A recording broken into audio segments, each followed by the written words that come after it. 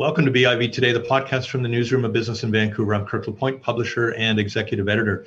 No question, one of the byproducts of the pandemic has been a reconsideration of how, why, and even when we work. The disruption to the routine has led to new workplace dynamics, new expectations, a different form of work-life balance.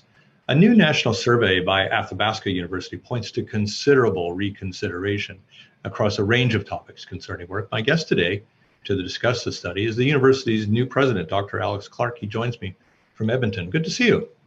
Good to be here, Kirk. Really pleased to share about the survey and maybe help us all understand what we can do with it. The casual observation about work in the pandemic is that we've eased off the gas pedal, our productivity is slackened, we aren't willing to have work define us as much in terms of our identities. Does the survey really show that, though?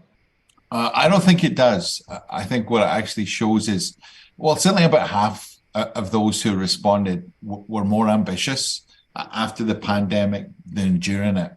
About 90% of those who responded want to develop new skills. And if you're in a manager role, very similar levels as well. You wanted your staff to develop new skills and wanted a new challenge, and I think that's where learning and education come in.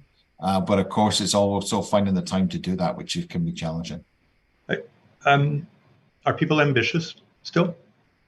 I think, significant proportion of people are ambitious. We always try to be data-led. So if you look at the results of the survey, about half of the respondents in the survey reported being as or more ambitious after the pandemic than before. And it could be because, the jobs have changed a little bit. It could be sometimes, if you're involved in pandemic mode, it gives you more a chance to reflect and look at that alignment between your values, what you're really looking for and the meaningfulness of your work and what you're actually doing. And I think ambition can be a great drive. And if it's a great driver to learn, then I think that can be something that's really life-changing. You've got these almost conflicting factors going on. You've got people who are saying they really want to reestablish a different balance of their lifestyles with their work styles. And that's on the one hand.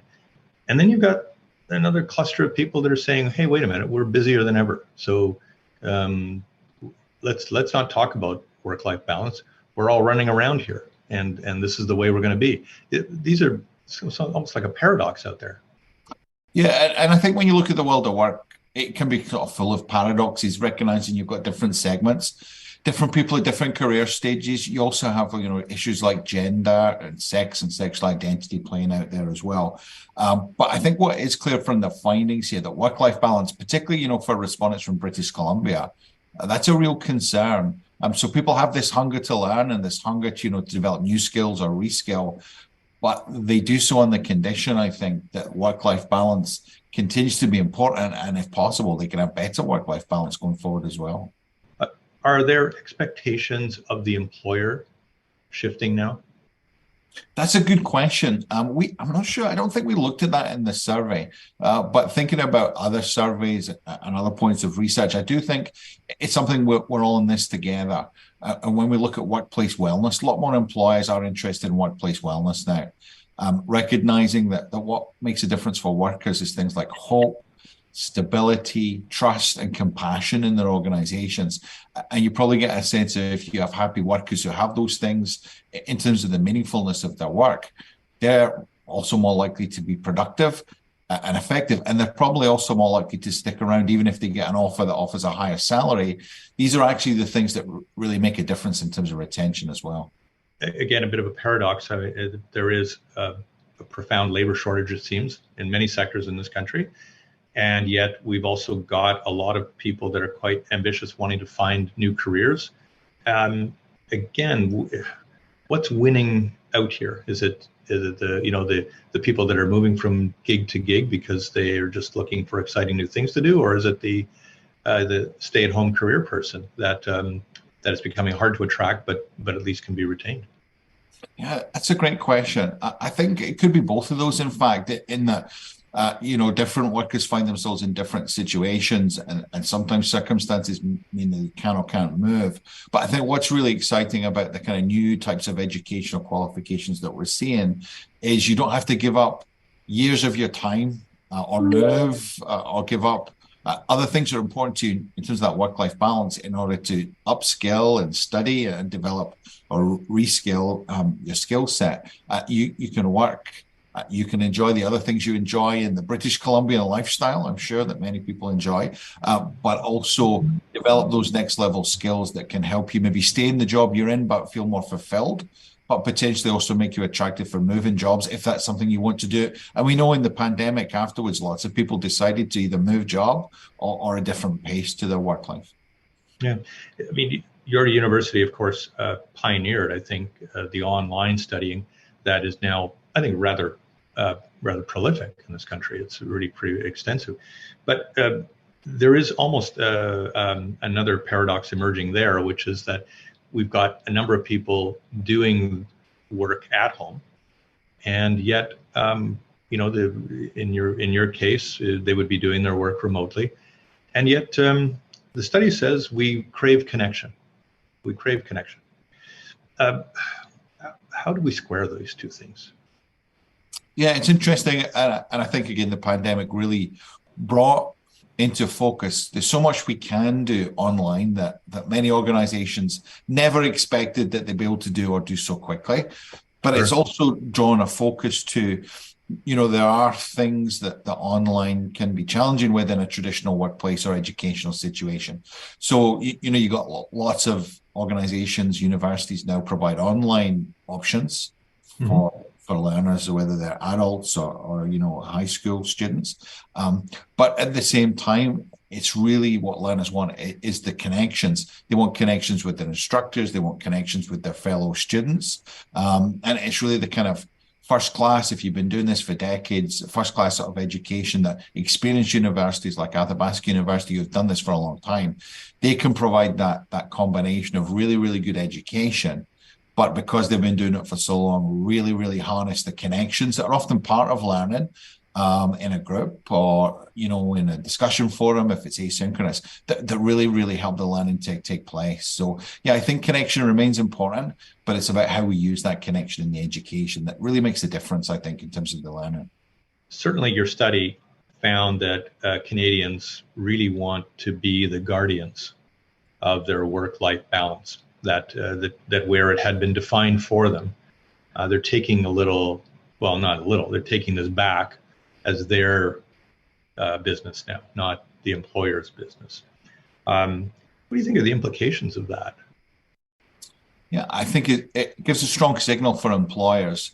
If you care about effectiveness, you also care about the well-being of your workforce. And workforce well-being and workplace well-being doesn't happen by magic. It's not going to be something that's in place if it's burnout or anxiety or depressive symptoms. You really do have to have a strategy and really have to have an approach. And you can also integrate skills development and also education and training, to help people take that ownership, but also have the skills around prioritization or effectiveness or self-care sometimes as well. Over the course of things to make sure that they can work well, but live well as well, because those two things tend to be connected. If you're living well, you're working well. And if you're working well, you feel you're living well. And that also, I think, is a real factor in retention. So keeping good people, talent management, keeping those people through your pathways, keeping them educated and finding meaningfulness in your organization, really, I think these days requires addressing the skills. And the skills seem to be really well linked and really closely linked to meaningfulness of work and mental health as well. One thing that I wonder, had the pandemic been short-lived, had it been a 6-month experience as opposed to pretty well a 3-year experience, maybe we wouldn't have had this kind of reflection on work. But one of the things that stands out again in your study is how employees are craving, first of all, innovation in their firms, and secondly, training, reskilling. That it's where in the first 6 months of the pandemic, I suspect people were just trying to deal with the chaos, trying to deal with the the reorganization of their work so that it could be done remotely. They seem to have gotten over that now, and they seem to want a kind of a different set of priorities attached to their employment.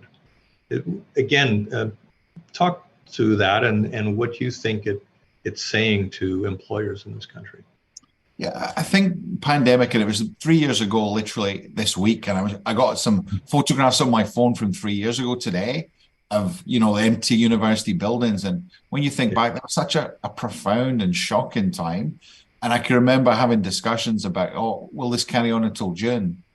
And then, of course, the months become years. Like it was such an unusual time. And I think it caused a lot of us to reappraise and reflect on what's really important to us.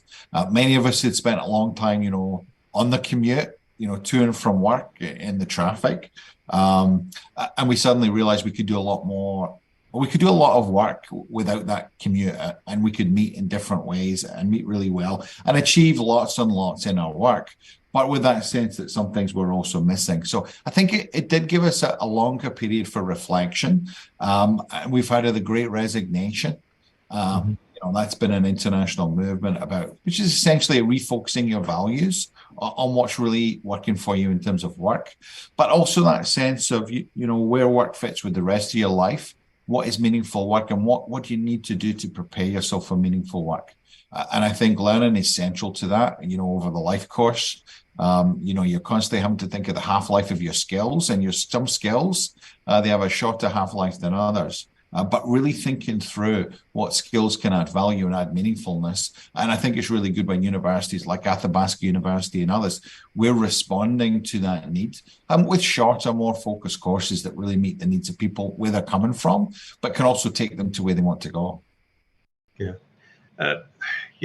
From a macroeconomic standpoint, we're not a country known for our productivity in the first place. We're quite a bit less productive than our neighbors to the south, for instance. Then you match that up with the fact that we have a system of programming in this country that costs quite a bit of money. We don't have the scale of the United States to necessarily finance some of these things. And in the midst of this, we've got workers essentially saying, "Wait a minute, I think we were taken advantage of for a long stretch of time here, and now it's time to claw some of this back, so that my lifestyle doesn't get ruined by the amount of work." When you examine it from, say, that level, that 50,000 feet level, do you worry about how we're going to get through this? I think over the years and over the decades, we've gone through periods where things have changed a lot. And if you look at how things changed from the 1920s all the way up, if you like, to the mid-1980s, there were seismic shifts in work and the workplaces across North America and across Europe. We have come through a period, I would say, of unprecedented stability. Many of us have grown up and grown old in that. And you thought inflation wasn't really a thing, or inflation was always going to be sustainable. Right. Unemployment was always going to be fairly low. And we weren't even at one point thinking we were going to have any global conflicts. But the world surprises us constantly, in terms of history and things that happen that are unexpected. So, yeah, I think we are in a period now where, different generations are feeling a little bit less sure, a little bit less confident, and they're going to be in the same career forever, or the job that they have just now is a job that's going to work for them for a long time. So, which again, I think draws the focus on, shorter, more responsive, educational options relative to that are a good idea. Certainly from my point of view, and I think if you look at the research, there's probably very little more transformative you can do in your life than learning. An investment in learning is an investment in yourself. It's also an investment in your family and your community. And we know here, the uncertainty, people are feeling it. And it's the data from British Columbia really substantiate this. Overextended, understaffed, 2/3 of respondents, for example, and 3/4 feeling that they want to be more protective of their work-life balance. So I think the world just now is a less certain place. But again, if there's one certainty in that uncertainty, I think it's the value of education. And obviously, as I'm a big advocate for that, having lived and grown and worked in universities my whole career. But I think the research would substantiate that in any industry that you want to work in. That educational value, the skills focus, can be really transformative. Okay, I want to conclude, but with a bit of a personal couple of questions for you. What does a study like this teach you about what kind of president you feel you then need to be? Oh, it's a great question. I think when I look at the study findings here, they talk to me about opportunity. They talk when you have 90% of Canadians, in the sample, thinking that they want to change job, or 2/3 wanting more meaningfulness in their job. That for me speaks not just to a practical need, but a profound human need that education can meet. That really is transformative. And we know when we feel flow in our work, we've all had those experiences where we just feel so engaged and we feel we're doing the right job at exactly the right time and we're making our highest contribution. That's a highlight, I think, of your whole life. It really does give meaning. And I think when you look at the needs here that we see in Canadians, it's really incumbent on us all, particularly in the post-secondary, the university sector and the college sector, to think how we can better respond to those needs and respond also in ways that don't reflect how we've done things in the past. Respond with educational offerings that are shorter, more precise, and more responsive, so we can play a part in the journey that our workers are on, our colleagues are on, to really find the greatest level of meaningfulness in their life and their work, and also make their highest contribution. That, for me, is something that gets me up in the morning for sure. But if I can ask you to drill in a little bit further, what do you think it's going to do to the way in which you manage? Yeah, I think in terms of how I manage our universities, including Athabasca University, we have to be nimble, and we have to be responsive, and we have to be collaborative. So using data to look at, as we go and things continue to change, where the needs really are for learning, particularly those skills that have the long half-life, that really, really do add value to someone over years and decades even of their life. And these are going to change. So, what works for today won't necessarily work for tomorrow. So we have to keep looking at the data and we have to keep responding. And it's part of my role to ensure we, as an institution, we respond to those data, we respond quickly, and we respond effectively. And we continue to offer, the micro-credentials and the programs that really do meet the needs and add the meaningfulness to people's life and their work. Yeah, with a different focus on analytics, it sounds like. Yeah, and the world is changing, and at the moment, if you look at some of the offerings, we have about 90 different micro-credentials and programs. A lot of our focus is on interpersonal skills, digital skills, digital transformation, some of the new energy resources, some of the new things around artificial intelligence. But of course, these things are going to change in time as well. And we know technology is not going to change it. And I don't think there's any evidence that the need for interpersonal skills and leadership skills is going to change either. But we really do have to stay at the forefront of meeting the needs in these key areas and continue to work with government and other agencies to make sure we do that well. Yeah, it's been a great conversation. Learned a lot. And the study is really pretty great as an omnibus study and trying to examine where we are as Canadians around the concepts of work. I want to thank you for your time today. My great pleasure. Thank you. Alex Clark is the president of Athabasca University. I'm Kirk LaPointe. Thanks a lot for watching.